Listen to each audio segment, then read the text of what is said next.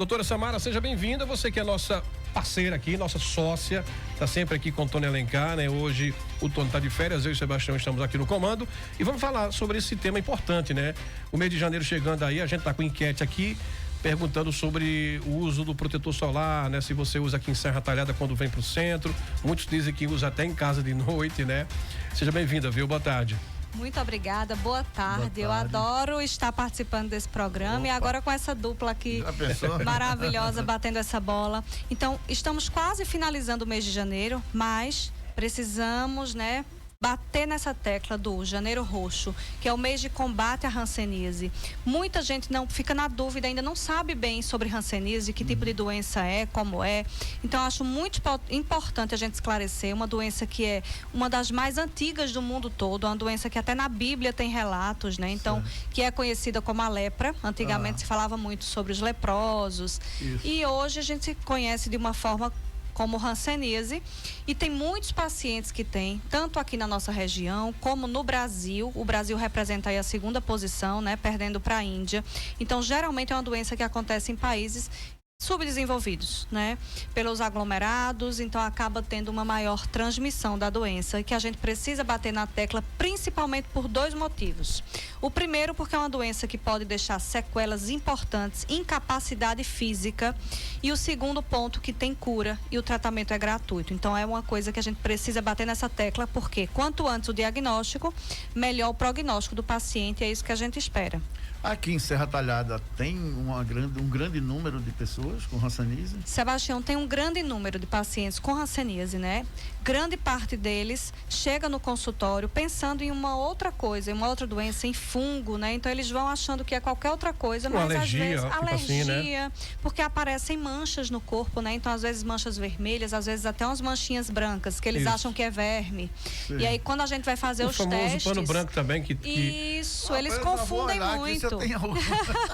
Eles confundem muito, porque tem uma fase da hanseníase que pode ser só manchinhas brancas, né?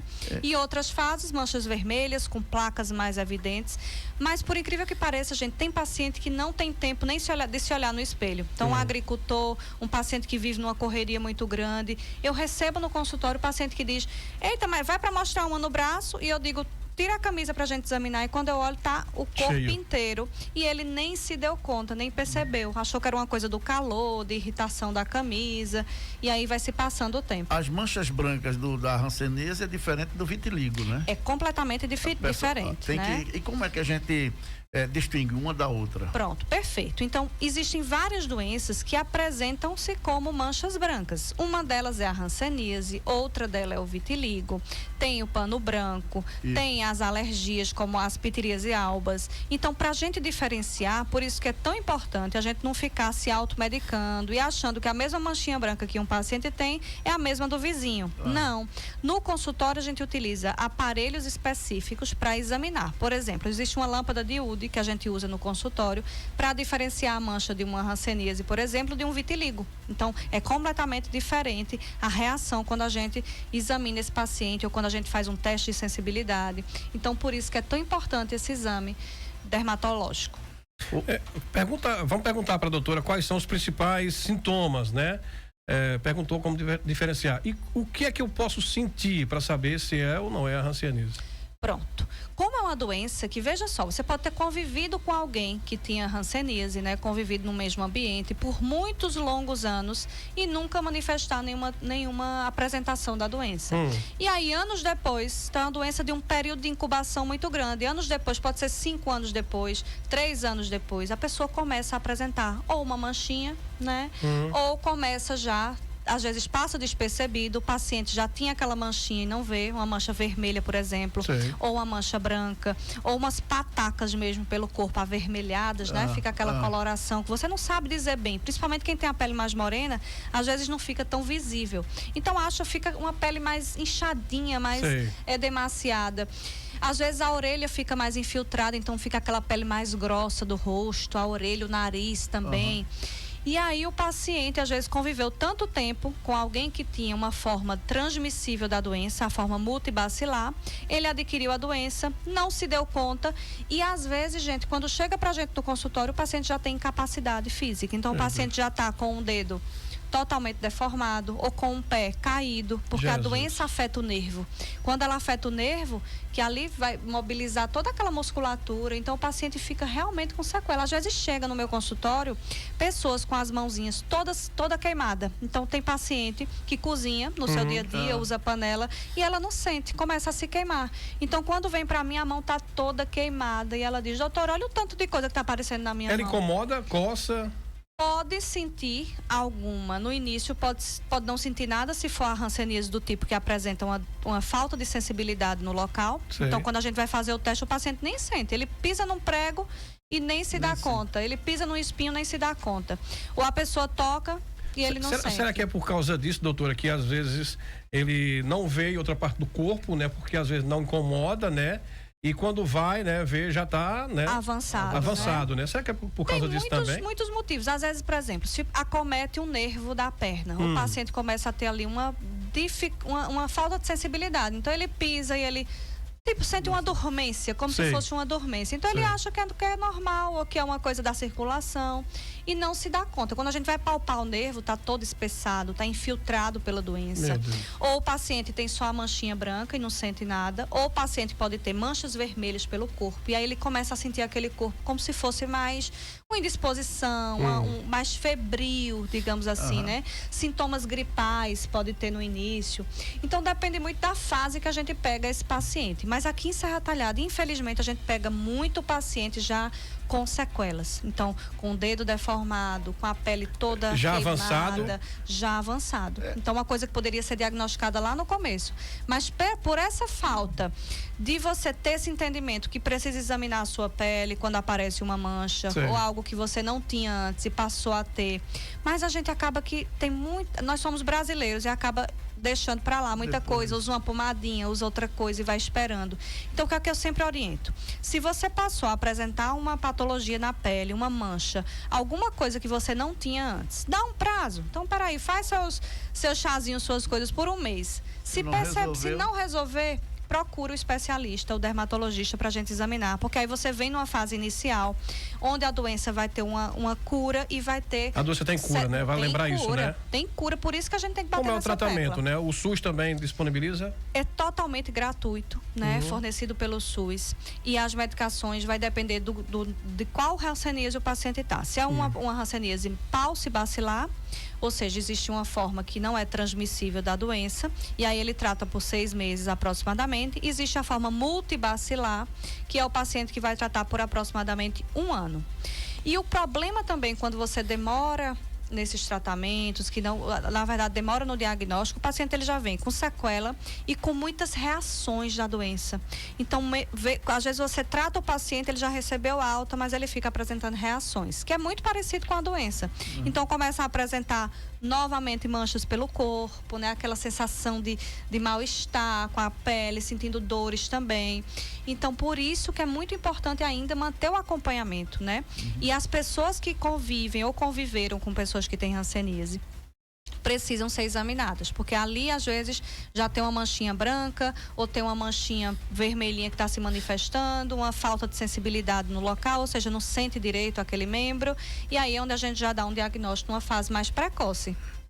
Os ouvintes que estão nos escutando agora, como nós poderíamos orientar eles a identificar essa hanseníase, se com um palitozinho ou se com um beliscão, como é que essas pessoas que estão em casa e estão em dúvidas? Veja, Sebastião, se observe em casa. Se você observar mancha branca no corpo, pode ser uma mancha só, pode ser mais de uma mancha, e aquela mancha já faz um tempo que está ali e não melhorou, abre um alerta para procurar um especialista. Por quê? Porque às vezes você vai fazer esse teste em casa e é diferente, né? De feito no consultório. Primeiro porque você vai estar vendo onde é que você vai estar espetando. Então o cérebro, ele interpreta como se estivesse sentindo, porque você está vendo. É como a gente, quando alguém faz um susto, a água, a gente está andando no carro às vezes e vê uma goteira e a gente já se assusta, né? Porque a gente está tendo o visual ali para ver aquilo. Então esse teste pode ficar muito falseado. Exato, né? exato. Então, percebeu manchas brancas pelo corpo, procura o dermatologista. Percebeu manchas vermelhas, que você achava que era uma alergia, que achava, não, eu vou tomar um remédio, às vezes até melhora. Toma um remédio que dá uma contida ali naquele processo inflamatório, melhora um pouquinho por uns dias, se sente melhor, mais disposto, depois volta novamente a apresentar as manchas. Então, fica atento também para procurar o dermatologista para examinar. Ou se você está tendo dormência. Então, está tendo dormência em um membro, ou então não estou sentindo direito, estou cozinhando e não estou sentindo muito calor ali do fogo. Já é um sinal, né? Já é um sinal importante, né? Então, esse já é um sinal até tardio, porque o paciente já tem um acometimento do nervo muito grande pela doença.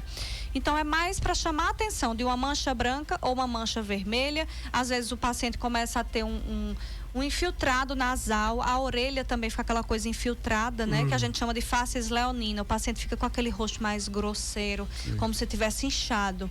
Isso também pode ser um sinal importante. E se você já tem a noção de que conviveu com alguém que tinha hanseníase no seu bairro, na sua casa, que você tinha esse contato constante de morar mesmo, já é um sinal também para buscar um acompanhamento para poder ser examinado. Eu ia perguntar justamente isso, se existe algum grupo de risco com hanseníase. Então, a gente sabe que quanto mais pessoas numa mesma casa, ali aquele ambiente já tem muitos moradores, às vezes a forma de cuidado com aquele ambiente, de higiene, às vezes não está totalmente apropriado, né? Então, a gente tem pessoas que moram ainda em regiões onde não tem um saneamento muito adequado. Então, por isso que é muito em países subdesenvolvidos. Então, que mora muita gente, que divide muita gente em um quarto, que mora, né, convive em uma comunidade muito próxima ali, que às vezes até mora na mesma rua, mas convive tão intimamente que um ajuda o outro, está sempre ali em contato, um brinca na casa do outro, passa o dia inteiro, deixa os filhos na casa do vizinho. Então, um contato muito íntimo muitas vezes. E às vezes um paciente que já tem uma imunidade baixa, um paciente que é alcoólatra, um paciente que não se alimenta bem, que já tem outros fatores que deprimem essa imunidade, favorecendo o surgimento. E a gente sabe que existe também uma condição genética que faz com que algumas pessoas tenham um fator já de proteção contra a doença. Então, ou seja, muitos de nós aqui já entrou em contato muitas vezes, ou até já pode ter convivido com alguém que tinha hanseníase e não pegou a doença. Então, existe como se fosse uma proteção genética que já confere essa proteção a algumas pessoas, a grande parte da população, né? Senão, muita gente teria hanseníase, né? Porque a gente tem uma situação ainda de muitas pessoas que moram em condições mais precárias, né? Mas esses fatores onde baixa a imunidade, onde tem um convívio muito íntimo e com muitas pessoas, populoso, aquilo já favorece. Por isso que a Índia ainda ganha aí no ranking, né? Na questão da hanseníase. Essa fala da doutora nos traz a perguntar sobre a transmissão, né? Como é que ela é transmitida, né? Para que as pessoas fiquem atentas. Perfeito. Então, a transmissão ela se dá através de gotículas, né? Da saliva ou de secreção nasal. Relatos e relatos de algumas outras formas de transmissão, pelas secreções mesmo, né? Corporais, de uma forma geral. Mas a gente sabe que é mais esse contato mais próximo. Animal, tem algo prolongado, a ver? Não, né? Não, é uma transmissão humana mesmo. Humana mesmo, né? Então, esse contato prolongado por muito tempo, onde você pela transmissão da saliva mesmo. Então, gotículas de saliva, que pode ser numa fala, no momento de um espirro, no momento esse contato constante, né? Então, essas bactérias acabam sendo transmitidas, que é o Mycobacterium leprae ou o bacilo de Hansen, né? Como é muito conhecido, e acaba transmitindo ali e a pessoa não vai pegar naquele momento. Às vezes até o parente já fez o tratamento, já está curado da hanseníase, e aí um familiar vai apresentar a doença 2 anos depois, 3 anos depois. Por isso que tem que ficar atento, né? Porque às vezes nem se recorda. A maioria que vai no meu consultório diz: não, doutora, eu não lembro de ninguém que tenha convivido. O suor transmite também? Então, é uma das incógnitas que fica, mas teoricamente não, né? Teoricamente não. Doutora, as pessoas que estão suspeitando em casa ou não têm ideia de que seja hanseníase, né? Pega lá um creme qualquer em casa e coloca. não é aconselhável fazer isso, né? O certo é procurar um médico, um especialista, para que seja passado o medicamento correto, não é isso? Perfeito. Durante o exame dermatológico que a gente faz no consultório, lá eu vou fazer um teste de sensibilidade, eu vou utilizar essa lâmpada de Wood para a gente diagnosticar, diferenciar, por exemplo, será que é um vitiligo? Será que é uma hanseníase mesmo, né? A gente vai avaliar essa pele como um todo, usar dermatoscópio, lâmpadas específicas, onde a gente tem uma visibilidade e vai conseguir dar o diagnóstico correto para aquele paciente. Quando ainda assim tiver necessidade, a gente vai solicitar exame de baciloscopia, que é um raspadozinho que faz nos cotovelos, né? Nas próprias lesões de pele. Às vezes, solicitar uma biópsia, coletar no próprio consultório, para a gente também ser um ponto ali para diagnóstico. Palpar os nervos desse paciente, que às vezes fica aquele nervo grosso, né? Um nervo mais espessado. E às vezes até o paciente já mostra ali, olha, doutora, nessa região todinha eu não estou sentindo a senhora tocar. Então, não estou sentindo nada. Às vezes você espeta mesmo uma agulhinha e ele não sente nada. Então, já vai alertando, né? A coceira constante, onde tem pelos, o que pode ser? Ela falou o seguinte, não é na cabeça nem na axila. Oi, Edileuza. Boa tarde, meu amor. Obrigada pela pergunta. Veja, é algo que precisa ser examinado, né? Porque pelo a gente tem, por exemplo, será que é uma coceira realmente no pelo? Ou se é na sua pele mesmo, que está, por exemplo, muito ressecada? Ou pode ser uma escabiose, um ácaro. Então, tem muita coisa que a gente pode ter como diagnóstico, né? Mas já vá fazendo o seguinte em casa. Use sabonete de criança para tomar seu banho, porque às vezes também é alergia a algum produto. Hidrate sua pele com um hidratante sem cheiro, por exemplo, Nivea, né? Aquele Milk, o azul. Porque aí, se for algum ressecamento ou alguma alergia, a gente já vai tendo ali uma melhoria. Se não, a gente precisa realmente examinar. Pronto, tem outra aqui, ó. Doutora, uma espinha que nasce sempre no mesmo lugar. Quando espreme, sai um líquido amarelo, parece que melhorou. Com o tempo, sai novamente. Então, boa tarde. Como é o nome da pessoa? Não tem. Deixa eu ver aqui. Pronto, é Lourdes Pereira. Oi, Lourdes. Tudo bem, meu amor? Veja, primeiro saber se é uma espinha mesmo ou se é, por exemplo, um cisto epidérmico, onde acumula ali secreção, né, dentro, e ele tem uma cápsula. Então, por mais que você esprema, que remova aquela secreção, novamente vai encher naquele local. Então, sendo um cisto, precisa a gente fazer a remoção cirúrgica. E se for uma acne, aí a gente precisa tratar também como acne. Essas acnes mais nodulares, né? Precisa de medicação oral, porque os tratamentos só de passar no local não vai resolver. Pronto, agora o nosso amigo Ivan do Poço Escuro falou o seguinte, doutora Samara Godoy, passa o endereço aí do seu escritório. Ele falou aqui aqui em casa, né? É só Rádio Cultura, o dia, a noite, a melhor rádio. Um abraço. Oi, Ivan. Um abraço, Ivan, para você e toda a família que está aí nos ouvindo, né? Veja, vou lhe passar o contato, né? Eu trabalho lá na Neuropele, eu juntamente com o Técio, meu esposo, toda a equipe aí da Neuropele que está nos ouvindo agora, um abraço. E fica ali na rua Inocêncio Gomes de Andrade, né? Número 700. E o contato é mais fácil para você anotar aí, que é o 99610 3000. Então já entra em contato. Repeta aí para mim o telefone. 879 99610 3000. Pronto, 3000. 9610 3000. Quem quiser já pede aqui que a gente manda, viu, gente? E tem alguma referência lá, próximo? Fica ali, né? Próximo à clínica de Dr. Valdir. Então, né? Naquela mesma rua ali. Vem pela São Vicente, segue ali pela São Vicente, pela lateral. E aí onde tem várias clínicas. Tem a Dr. Valdir, tem a Clínica Otis, tem a Santa Luzia. É tudo próximo tudo ali, né? próximo. Boa tarde, a Edivânia Santos falou o seguinte, gostaria de saber sobre queda de cabelo, pois o meu cabelo está caindo muito. Ela colocou aqui que é Vânia do Saco da Roça. Oi, Vânia, um abraço para você, todos os ouvintes do Saco da Roça. Pois é, queda de cabelo é uma coisa que incomoda muito, principalmente as mulheres. E aí, pra gente chegar na causa dessa queda de cabelo, a gente precisa examinar, né? Então, veja só, gente, queda de cabelo, hanseníase pode dar queda de cabelo, lúpus pode dar queda de cabelo, uma simples deficiência de uma vitamina pode dar queda de cabelo, até uma anemia pode dar queda de cabelo. Mesmo? Pós-Covid, pós-dengue, pós-virose. E, claro, existem as alopecias mais específicas, uma alopecia androgenética, que a gente vai ter um tratamento todo especial ali dedicado a essa patologia, mas a gente não deve estar se automedicando, porque aí você vai se automedicando, não resolve aquela queda. Ser até que piore, né? Exatamente, e você não vai chegar no diagnóstico correto. Então, cabelo caindo, primeira coisa, a gente examinar, solicitar exames quando necessários, usar um dermatoscópio para a gente examinar ali aquele couro cabeludo, para saber a causa da sua queda.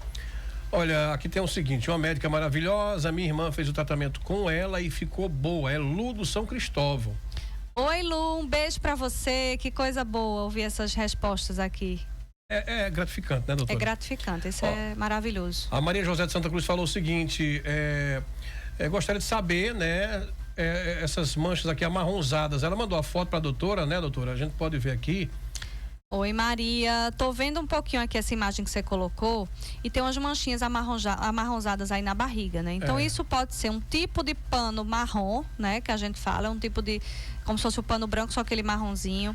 E pode ser outras patologias também que a gente precisa examinar, né? Para isso que existe o dermatoscópio, existem as lâmpadas específicas no consultório, os exames que a gente faz, para que a gente dê o diagnóstico correto. Mas não lembra hanseníase. Isso, visivelmente assim, pode ser que seja, pode ser que não seja. Exatamente. Não tá, tem assim também uma alergia a alguma coisa também, né? Tem várias possibilidades, né? Só examinando mesmo pra gente poder ter essa certeza. Pronto, sou fã da minha patroa, ela é incrível como profissional e como ser humano. Joyce, um beijo pra você, meu amor, muito obrigada. Beijo pra você, beijo pra Laninha, beijo pra toda essa equipe maravilhosa aí da Neuropele, beijo pra todos os pacientes que estão aí nos esperando nesse momento. Um beijo pro meu esposo também. Doutor Tess, com certeza tá lá ouvindo, né? Que tá toda essa área aí de ultrassonografia avançada na parte neurológica. Maravilha. Então, hoje, graças a Deus... pra cá, né? Depois vem teste. Exatamente. Graças a Deus, hoje a gente consegue ter um centro bem avançado lá de exames e de conseguir já tratar o paciente e realizar os exames todos na clínica mesmo. Quem tá te acompanhando também, doutor, é Vécio Pires, viu? Conhece Vécio Pires? Vécio, um abraço pra você. Que bom que você tá aí na escuta.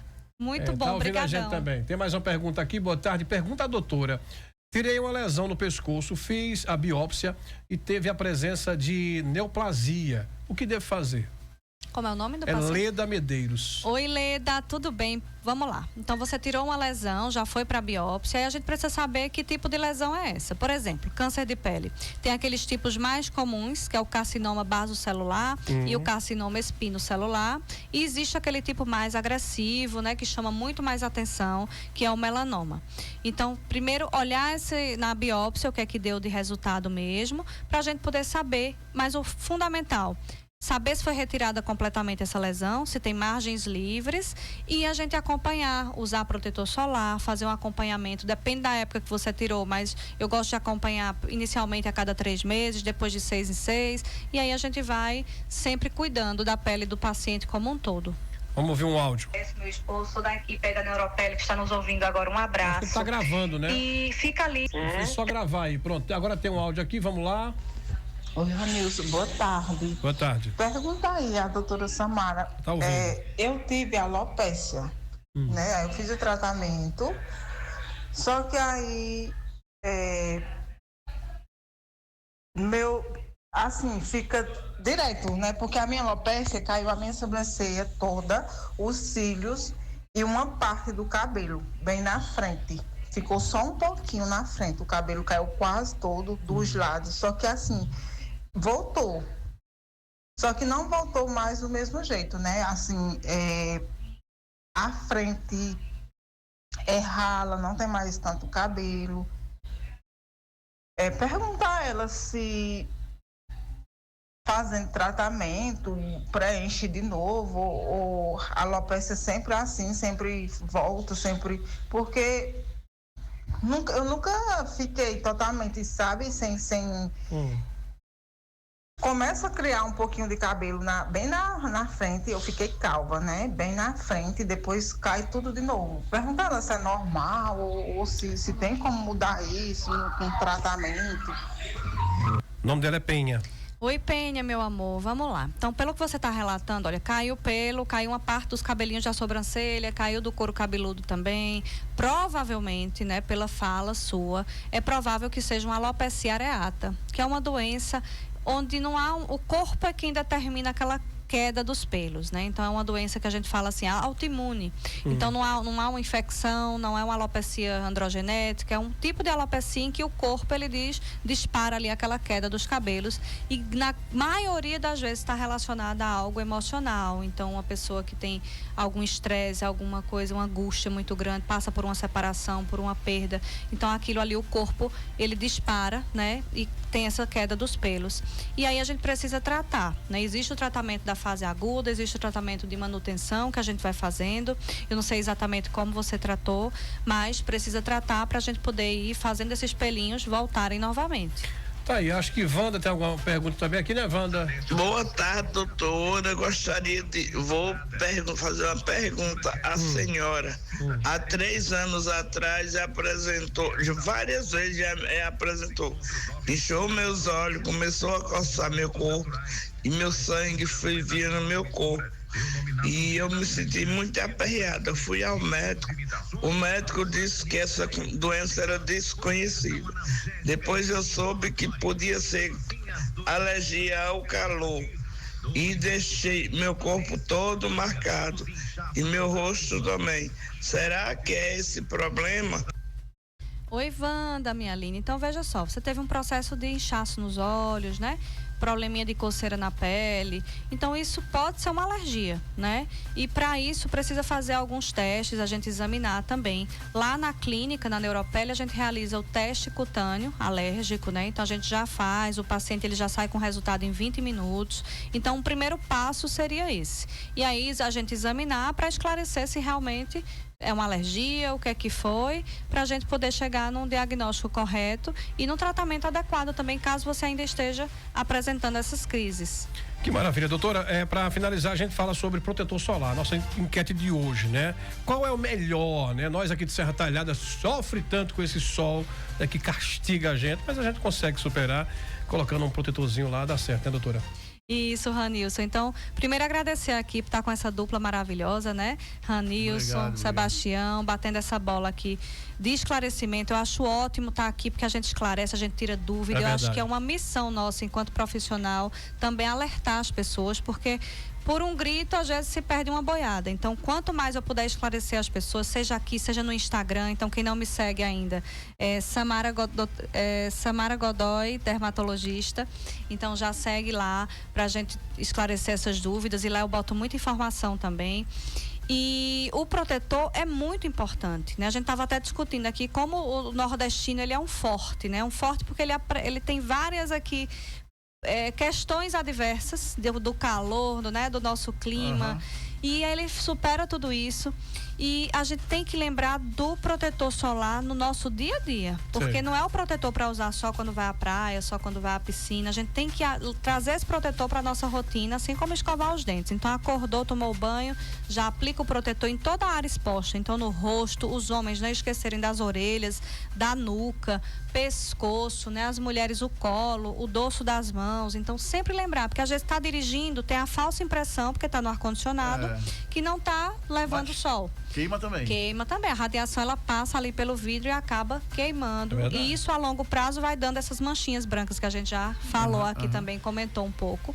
E isso é por conta desse sol cronicamente. Então, usar protetor, isso a gente sempre tem que bater na tecla. Um protetor, um fator acima de 50, pode usar. Existem vários tipos de protetor. Protetor para pele oleosa, protetor para quem tem espinha, protetor para quem tem melasma. Então, a gente vai adequando de acordo com a queixa do paciente. Mas para quem está nos ouvindo agora, que nunca usou um protetor e quer começar a usar, então compra um protetor, né? Fator 50 para cima, comece a usar. E aí, se tiver algum problema específico desses, aí a gente precisa qual usar, né? Exatamente. Sobre essa mancha minha que apareceu, que ela é meio amarronzada, foi através do sutiã que eu usava. Do sutiã? De 3 a 4 dias sem trocar. Usava ele direto. E apareceu só uma manchinha, de repente foi só aumentando essa manchinha e ela coça. Principalmente no calor. Pronto, então pode ser um fungo, né? Então imagina aquela área ali que tá mais suadinha, o sutiã mais tempo ali. A gente transpira às vezes pratica uma atividade física e só o sol daqui, né, que já faz transpirar. Verdade. Então a mama, abaixo da mama ali é uma região onde é mais quentinha, mais úmida e favorece o aparecimento de fungos. Pronto, esclarecido. Obrigado, doutora. Eu que agradeço. Foi ótimo esse bate-papo aqui. Coisa boa, viu? Agora vamos comer alguma coisinha, verdade, né? Vocês que estão aí na correria, né? Vocês se recuperar. E vocês que estão aí na correria, no trânsito, pegando criança em escola. Então, que bom estar aqui com vocês. E qualquer dúvida, entre em contato. Com a Neuropele. Doutora Samara Godoy e doutor Técio Cavalcante. Maravilha. Valeu, obrigado, doutor. Um abraço, doutora.